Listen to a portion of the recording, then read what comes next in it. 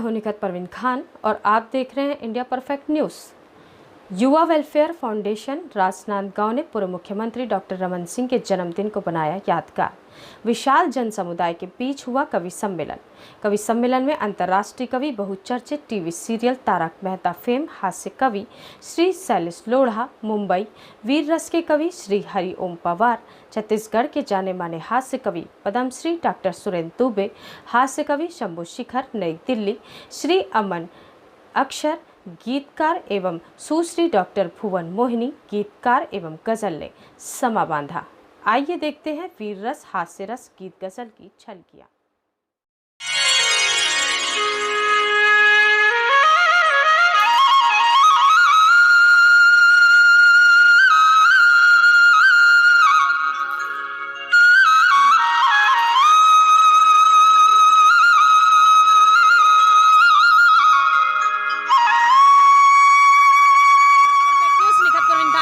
और आज यहाँ पर राजनांदगांव में बहुत ही भव्य आयोजन Yuva welfare foundation Rajnandgaon doctor Raman Singh ji के जन्मदिन के अवसर पर विराट कवि सम्मेलन का आयोजन किया गया है।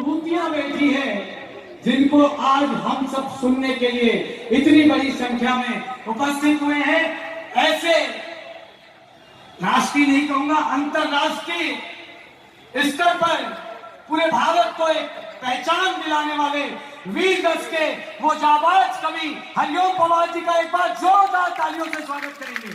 हरिओम पवार जी छत्तीसगढ़ माटी के लाल, जिनके बिना छत्तीसगढ़ का कोई भी कवि सम्मेलन पूरा नहीं होता। जैसे कहा जाता है कि अगर शादी होती है तो पहले गणपति को मनाया जाता है, वैसे ही अगर छत्तीसगढ़ में अगर कवि सम्मेलन होता है तो सबसे पहले सुरेंद्र दुबे को बुलाया जाता है। ऐसे पद्मश्री डॉक्टर सुरेंद्र दुबे जी हमारे बीच,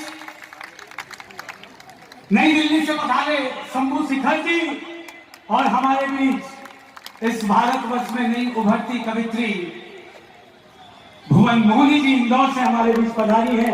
एक बार जोरदार तालियों से स्वागत। और दो कवि, एक कवि हमारे बीच उपस्थित हो रहे हैं, अमन अक्षर जी और शैलेश लोढ़ा जी भी रास्ते में है, 10 मिनट में वो यहाँ उपस्थित हो जाएंगे। राजनांदगांव साहित्य की नगरी है, राजनांदगांव गजानन माधव मुक्ति बोध की धरती है और राजनांदगांव पदुमलाल पुन्नालाल बख्शी की धरती है। इस धरती ने ऐसे ऐसे कवि और ऐसे ऐसे साहित्य युग पुरुष को जन्म दिया है कि आज हम इस युवा वेलफेयर फाउंडेशन के तत्वाधान में राजनांदगांव में एक विराट कवि सम्मेलन का आयोजन कर रहे हैं। यह हमारा प्रथम वर्ष है और यह हमारा सौभाग्य है कि हम डॉक्टर रमन सिंह जी के जन्म दिवस के अवसर पर इस कार्यक्रम की, इस युवा वेलफेयर फाउंडेशन की शुरुआत कर रहे हैं। मैं सभी अतिथियों का और राजनांदगांव की इस जनता जनार्दन का हाथ जोड़कर अभिनंदन करता हूं, स्वागत करता हूं। ऊपर वाले की कृपा थोड़ी सी कम बरसी, जो बीच में पानी बरसा, लेकिन ऊपर वाले को यह पता है कि राजनांदगांव की जनता कवि सम्मेलन की कितनी प्रेमी है और राजनांदगांव के श्रोता कितने कवियों को सुनने के लिए प्यासे हैं। इसलिए इंद्र भगवान ने भी इतनी कृपा नहीं बरसाई, थोड़ी कृपा बरसा करके रोक दी और आज हम सब ये कवि सम्मेलन को सुनने के लिए आतुर हैं। मैं पुनः डॉक्टर रमन सिंह जी को उनके जन्म दिवस की ढेर सारी शुभकामनाएं देता हूं और 4 लाइनों से अपनी बात को समाप्त करता हूं कि डॉक्टर साहब, निकलता सूरज रोशनी दे आपको, निकलता सूरज रोशनी दे आपको, खिलती कलियां मुस्कान दे आपको। हम तो देने लायक कुछ भी नहीं, देने वाला लंबी उम्र दे आपको और देने वाला लंबी उम्र दे आपको।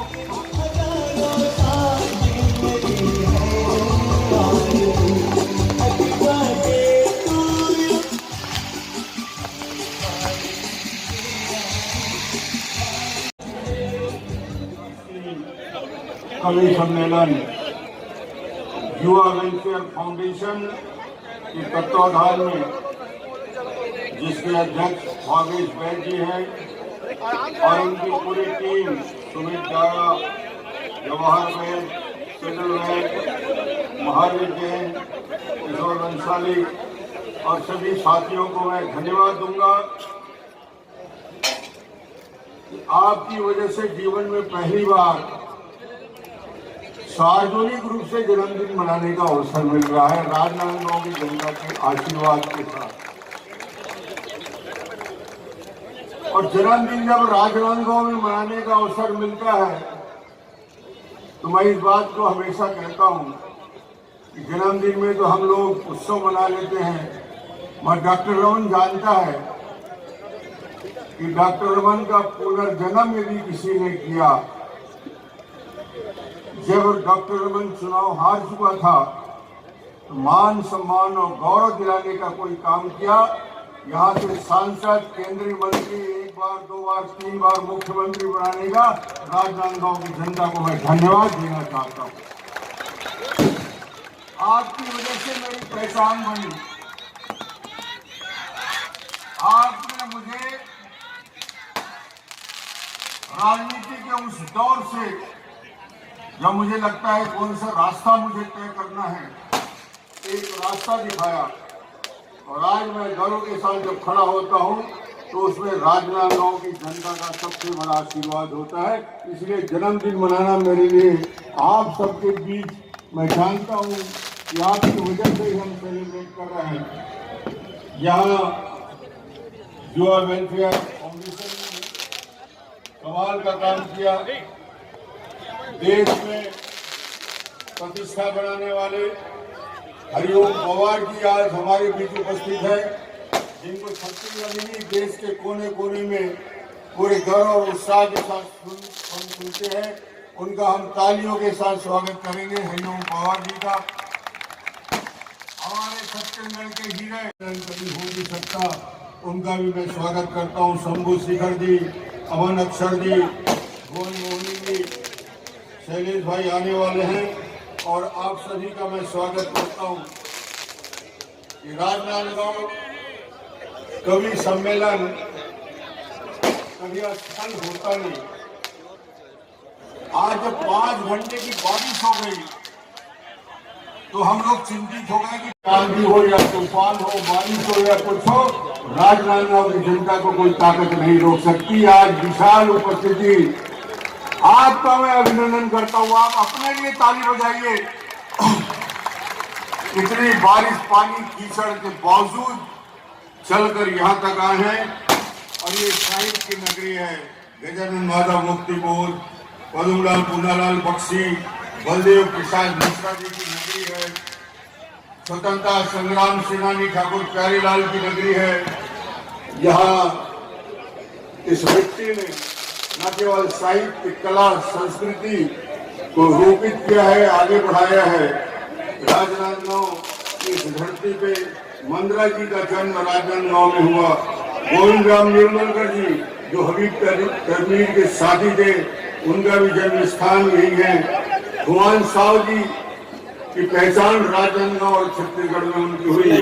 मुझे लगता है कि राजनांदगांव और इस विषय पे मैं यही कहना चाहूंगा कि ये संस्कारधारी नगरी में आप सब जहाँ इतनी बड़ी संख्या में उपस्थित हैं, जब इतने बड़े राष्ट्रीय स्तर के कवि ये मंच में मौजूद हो, तो मैं समझता हूँ कि डॉक्टर रमन की समझदारी यही है कि अपनी बात समाप्त के साथ। और आज यहाँ पर राजनांदगांव में बहुत ही भव्य आयोजन Yuva welfare foundation Rajnandgaon doctor Raman Singh ji के जन्मदिन के अवसर पर विराट कवि सम्मेलन का आयोजन किया गया है। और हमारे साथ बहुत ही खास मेहमान जिनके जन्मदिन पर यह आयोजन किया जा रहा है, डॉक्टर रमन सिंह सर को हम पहली बात उनके जन्मदिन पर ढेर सारी शुभकामनाएं एवं बधाई देना चाहेंगे। सर, क्या कहना चाहेंगे? राजनांदगांव की जनता का प्यार आज आपके लिए कवि सम्मेलन के रूप में उमड़ पड़ा है।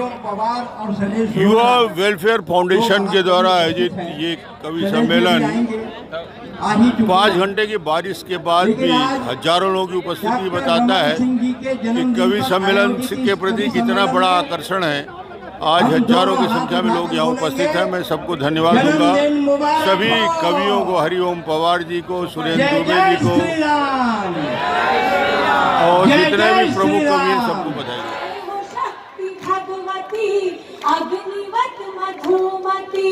सर्वशक्त स्वामिनी रसवती सरस्वती व्याकरण व आचरण में आवरण विकास हो।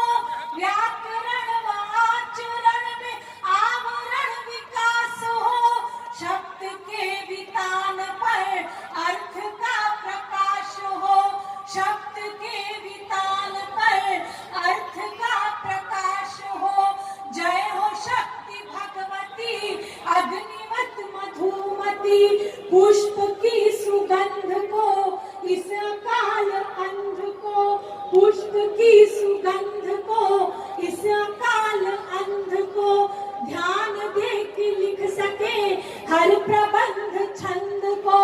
सांस के विशुद्ध शीर में तेरा विलास हो, सांस के विशुद्ध शीर में तेरा विलास हो। शब्द के वितान पर अर्थ का प्रकाश हो, शब्द के वितान पर अर्थ का प्रकाश हो।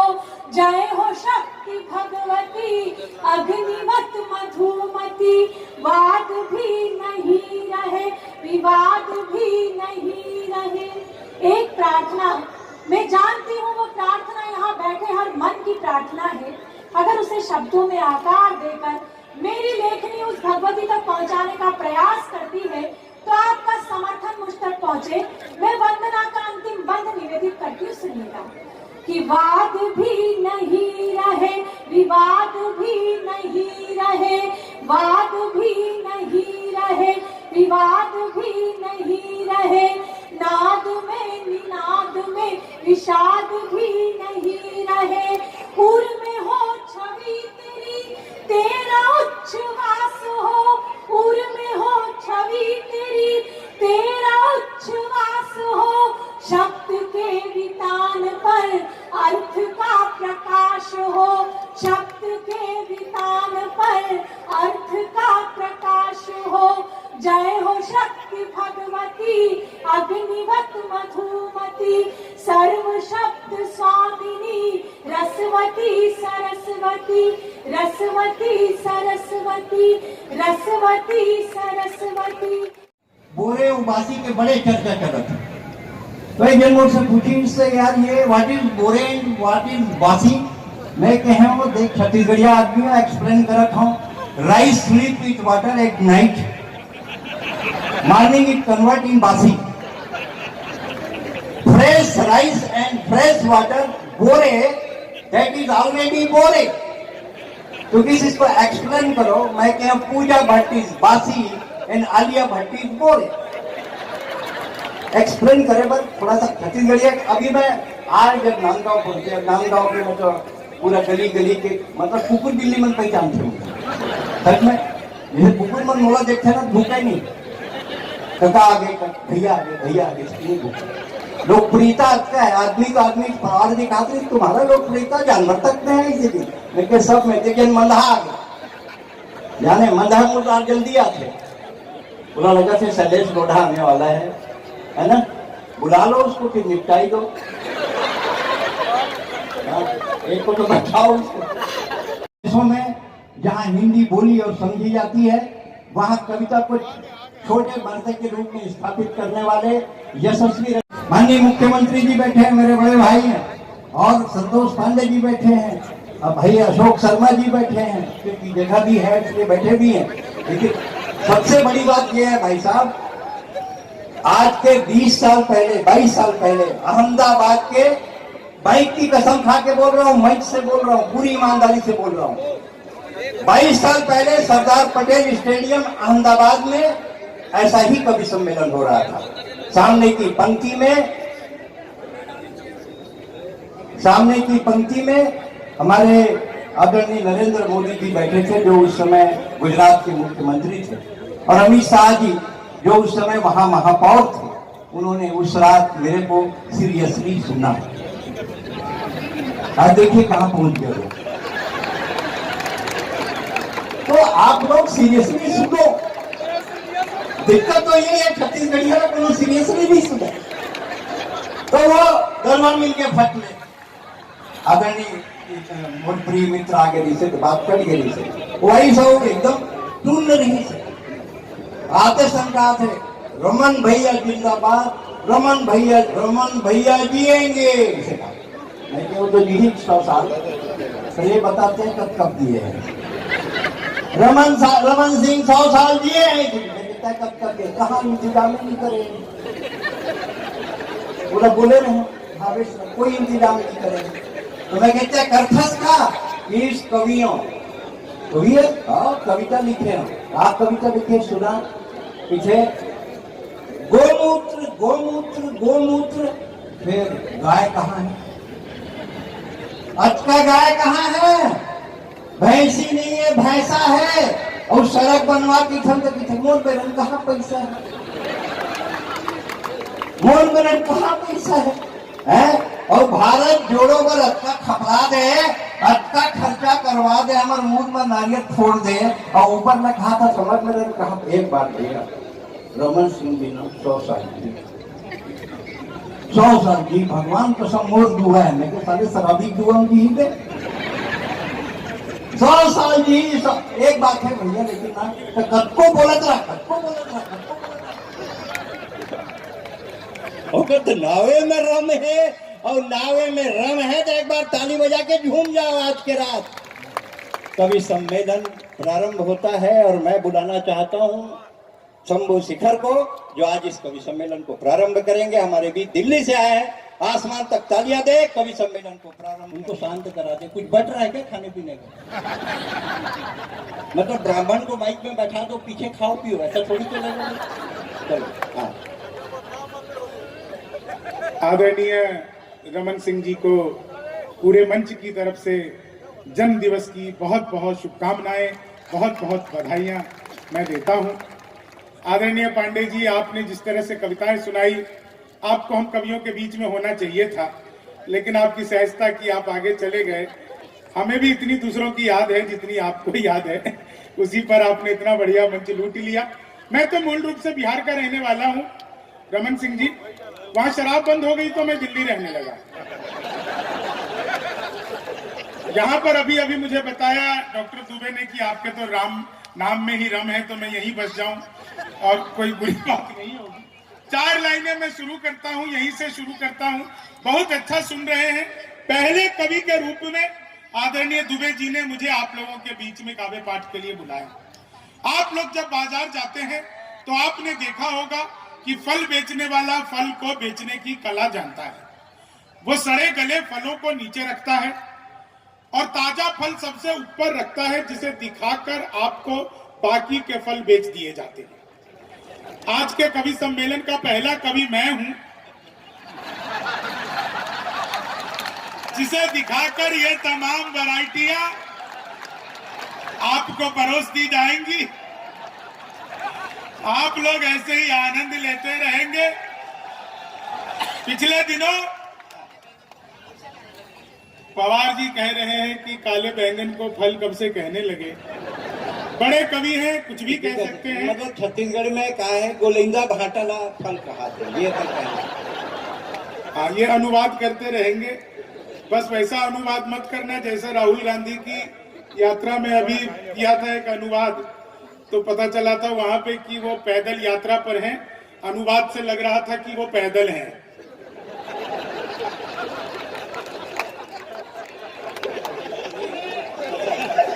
ऐसा नहीं है, ऐसा नहीं है शंभू, हम लोग भी लीटर में आटा बेच लेते हैं।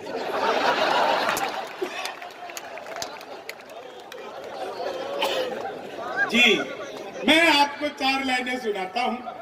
ये पवार जी बता रहे थे, भाटा बैंगन बता रहे थे। दुबे जी, शैलेश जी, आप इन लोगों की करेंसी वैल्यू निकालिए बिल्कुल ऐसे ही जैसे 2000 के और 500 के नोट।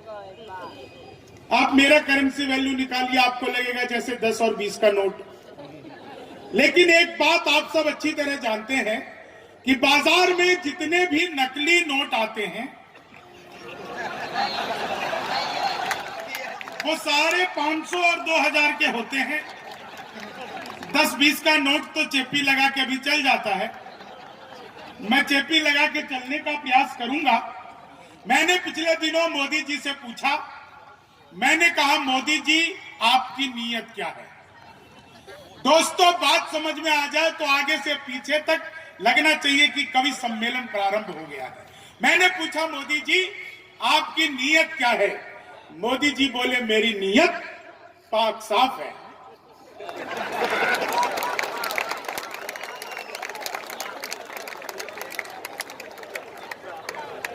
पिछले दिनों चीते भारत में आए तो मैंने चीतों से पूछ लिया, तुम भारत में आ रहे हो, तुम्हें डर नहीं लग रहा? चीते बोले नहीं, हम वहीं से बीजेपी ज्वाइन करके आए हैं। एक आदमी मिला, बोला यार ये मोदी जब से आया है देश 500 साल पीछे चला गया। मैंने कहा योगी को आने दे, त्रेता युग में ले जाएगा।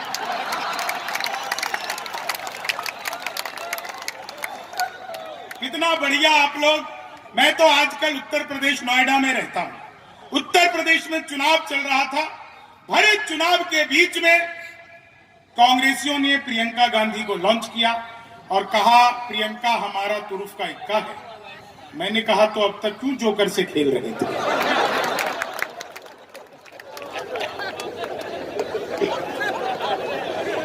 धन्यवाद, बहुत अच्छा आप लोग सुन रहे हैं। इस कोने में बैठे ये इतना खुलकर पांडे जी हंसती नहीं है। इन्हें ब्यूटी पार्लर वाली समझा के भेजती है, बहन जी ज्यादा मुंह फाड़ के हंसोगी तो चेहरे के पीओपी की कोई गारंटी नहीं, कभी भी उतर सकती है। लेकिन आप लोग इतना बढ़िया हंस रही हैं। मैं 4 लाइनें आपको सुनाता हूं, बहुत अद्भुत आप लोग सुन रहे हैं। आज मैं जब रायपुर उतरा तो एयरपोर्ट के बाहर, मैं बिहार का हूं, बिहार के 4-5 लोग मुझे मिल गए। जहां छत्तीसगढ़ में भी अगर बिहारियों की बड़ी तादाद है तो इसमें हमारी कोई गलती नहीं है। सारा कसूर आप लोगों का। बड़े बड़े पांडाल लगाते हो, कीर्तन मंडली बुलवाते हो, फिर भजन करवाते हो, राधे राधे जपो चले आएंगे बिहारी, राधे राधे जपो चले आएंगे बिहारी, राधे राधे जपो चले आएंगे बिहारी। अब कलयुग में वो बिहारी तो आ नहीं सकते, हमें ट्रेनों में ठुस ठुस कर आना पड़ता है। तो हमारा तो मामला अद्भुत है। मैं इलेक्ट्रॉनिक शॉप पे गया, मैंने पूछा ये टीवी कितने का दे रहे हो? बोला हम बिहारियों को टीवी नहीं देते। मैंने कहा तुझे कैसे पता लगा? बोले निकल यहां से। अगले दिन में सूट बूट हैट नकली मूछे। मैंने कहा ये टीवी कितने का दे रहे हो? बोला तुझे कल भी मना किया था। अगले दिन में बुरका ओढ़ के चला गया। मैंने कहा भैया ये टीवी कितने का दे रहे हो? बोला भाई साहब आपको 2 दिन से मना कर रहा हूं, हम बिहारियों को टीवी नहीं देते। मैंने कहा ठीक है मत दे, लेकिन ये बता तुझे पता कैसे लगता है मैं बिहारी हूं? तो उसने जो जवाब दिया आप लोगों तक पहुंच जाए तो एक एक व्यक्ति का आशीर्वाद चाहूंगा। मैंने कहा मत दे, लेकिन ये बता तुझे पता कैसे लगा मैं बिहारी हूं? बोला बेटा जिसे तू टीवी कह रहा है वो माइक्रोवेव है। ये माइक्रोवेव को टीवी बताने का कॉन्फिडेंस जो बिहार लेके आया। दुनिया में सबसे ज्यादा ईमानदार नेता अगर कहीं के होते हैं तो हमारे बिहार के आदरणीय लालू प्रसाद यादव। जिस जेल का उद्घाटन किया खुद उसमें बंद रहे। यह होती है उद्घाटन की जिम्मेदारी। क्या बढ़िया आप लोग उत्सव में आ गए हैं। एक बात अगर मैं नहीं कहूंगा तो मेरे मन पे बोझ रह जाएगा। डॉक्टर साहब कोरोना काल के बाद इतनी भीड़ एक साथ पहली बार हम सब कवि देख रहे हैं। ये आपके प्रति यहाँ में अनुप जलोटा बनाना। 4 लाइनें और सुनिए। आप लोग इतना बेहतरीन और इतना बढ़िया सुन रहे हैं, क्या कमाल की महफिल सजी हुई है। 4 लाइनें मैं डॉक्टर साहब वो सुनाता हूं जिसे मैंने सुनाया तो पूरी दुनिया में प्रेम मिला। आदरणीय दुबे जी की उपस्थिति है। इन 4 लाइनों को सुनिए कि तुम तोड़ो वादार हम निभाते रहेंगे, तुम तोड़ो वादार हम निभाते रहेंगे, नाराजगी ऐसे भी हम जताते रहेंगे, जब तक नहीं आते हैं 15 लाख खाते में, जब तक नहीं आते हैं 15 लाख खाते में, तब तक तुम्हें मोदी जी हम जिताते रहेंगे, तब तक पिंक नहीं है और पास तेरे अपनी कोई थिंक नहीं है। राहुल को लगी ठंड तो मोदी ने ये कहा, आधार से रजाई तेरी लिंक नहीं है, आधार से रजाई तेरी लिंक नहीं है। आप लोगों को याद होगा वो 8 नवंबर को मोदी जी आए थे। वो तो सभी को ही याद होगा लगभग कि भाई और बहनों आज रात 12 बजे के बाद 1000 और 500 के पुराने नोट लीगल टेंडर नहीं रहेंगे। इतना सुन के पति बड़ा खुश। उसे आज भी उम्मीद है मोदी जी किसी दिन रात को 8 बजे आएंगे। मित्रों, आज रात 12 बजे के बाद आपकी पुरानी शादियां लीगल टेंडर नहीं रहेंगे। कितने खुश हो रहे हैं। पांडे जी तो पहली बार हंसे। पांडे जी मत भूलिए वो मोदी जी हैं। 1000 रुपए का लेके 2000 का लौटाया था। आप 40 साल की जमा करवाने जाओ, 80 साल की थमा देंगे। बीबी लेके जाओगे, दादी लेके लौटोगे। तो अपना तो मामला ही अद्भुत है। क्या बढ़िया आप लोग सुन रहे हैं। 4 लाइनें आप लोगों को और सुनाता हूं। इतना बढ़िया मंच और इतना बढ़िया शानदार तरीके से जब आप सुन रहे हैं। आजकल एक बहुत ट्रेंड चला हुआ है लोगों के बीच में, कुछ शॉर्ट वीडियोस, रील बहुत देखते हैं। छोटी छोटी वीडियो आप लोग भी देखते होंगे। आजकल मोबाइल पे बहुत चलता है, इंस्टाग्राम पे, वो फेसबुक पे खूब लोग छोटी शॉर्ट देखते रहते हैं। मैंने 4 लाइनें लिखी कि लेनी थी जीत हमने मगर मात ले लिए, कितने हसीन देखिए जज्बात ले लिए, दूल्हा बेचारा रील बनाने में रह गया, दुल्हन ने फेरे पंडित जी के साथ ले लिए, दुल्हन ने फेरे पंडित जी के साथ ले लिए, चीनी को जमा करके फिर से गन्ना बना दूं। देखिए, मैं तो अद्भुत ही कभी हूं। क्लास में अध्यापक आए, बोले कौन बेवकूफ है, खड़ा हो जाए, तो मैं ही खड़ा हो गया। बोले तुम बेवकूफ हो। मैंने कहा नहीं सर, आप अकेले खड़े अच्छे नहीं लगते। चीनी को जमा करके फिर से गन्ना। संस्कृत का अध्यापक आ गए, बोले तमसो माँ ज्योतिर्गमय को, मैं इसका हिंदी में अनुवाद करो। मैंने किया, माँ तू सो जा, मैं ज्योति के पास जा रहा। चीनी को जमा। हिंदी के अध्यापक आ गए, बोले राहुल गांधी देश के प्रधानमंत्री बनेंगे, इसमें कौन सा अलंकार है। मैंने कहा जी असंभव अलंकार है। चीनी को जमा करके। हिंदी वाले फिर आ गए, बोले आमंत्रण और निमंत्रण में फर्क बताओ। मैंने कहा जो आमंत्रण आम के पेड़ के नीचे से दिया जाता है उसे आमंत्रण कहते हैं, जो नीम के पेड़ के नीचे से दिया जाता है उसे निमंत्रण कहते हैं। चीनी को जमा। गणित वाले आ गए, बोले मैंने तुम्हारे पिताजी को 2000 रुपए 6% ब्याज पर 10 दिन के लिए दिए, तो 10 दिन बाद कितना लौटाएंगे। मैंने कहा वो नहीं लौटाएंगे। बोले क्यों, तुम्हारे पिताजी गणित नहीं जानते। मैंने कहा जी आप मेरे पिताजी को नहीं जानते, आज तक एक का नहीं लौटाया। चीनी को गणित वाले गए ही नहीं। बोले दशमलव किसे कहते हैं। मैंने कहा जब लगातार 10वीं बार लव हो जाए तो उसे दशमलव कहते हैं। चीनी को गणित ने फिर पूछ लिया, बोले एक्स की वैल्यू बताओ। मैंने कहा जो हमें छोड़कर चली गई हमारी नजरों में उसकी कोई वैल्यू नहीं। चीनी को। क्या बात है, इधर कोने में बाबा जी भी ताली बजा रहे हैं। बाबा आपको एक्स की वैल्यू पता है। छत्तीसगढ़ का है, इसे डबल एक्स की भी पता हो सकती है। चीनी को जमा करके। एक बार भरपूर तालियां बजाइए, आप लोग बहुत मन से सुन रहे हैं। और मैं विज्ञापन देखा, मैंने देखा घर बैठे मिठाई मंगवाइए। मैंने कहा पिज्जा बर्गर तो खूब मंगाया है, ये मिठाई कैसे मंगवाएंगे। तो मैंने अखबार में दिया हुआ नंबर पर मैंने दूसरी बार किया, मैंने कॉल किया तो उधर से कंप्यूटराइज रिकॉर्डेड आवाज आने लग गई। बोले जी अग्रवाल स्वीट कॉर्नर पर आपका हार्दिक स्वागत है। मिठाई लेने के लिए 1 दबाइए, चाट पापड़ी के लिए 2 दबाइए, गजक नमकीन के लिए 3 दबाइए, गोलगप्पों के लिए 4, सब कुछ एक ही दुकान पे मिलती है। मुझे मिठाई चाहिए थी, मैंने 1 दबा दिया। बोले जी लड्डू लेने के लिए 1 दबाइए, गोल लड्डू के लिए 1 दबाइए, बर्फी के लिए 2 दबाइए, कलाकंद के लिए 3, जलेबी के लिए 4 दबाइए। मुझे लड्डू चाहिए था, मैंने 1 दबा दिया। बेसन के लड्डू लेने के लिए 1 दबाइए, मोतीचूर के लड्डू लेने के लिए 2 दबाइए, गोंद के लड्डू लेने के लिए 3 दबाइए, तिल के लड्डू लेने के लिए 4 दबाइए। मुझे बेसन का चाहिए था, मैंने 1 दबा दिया।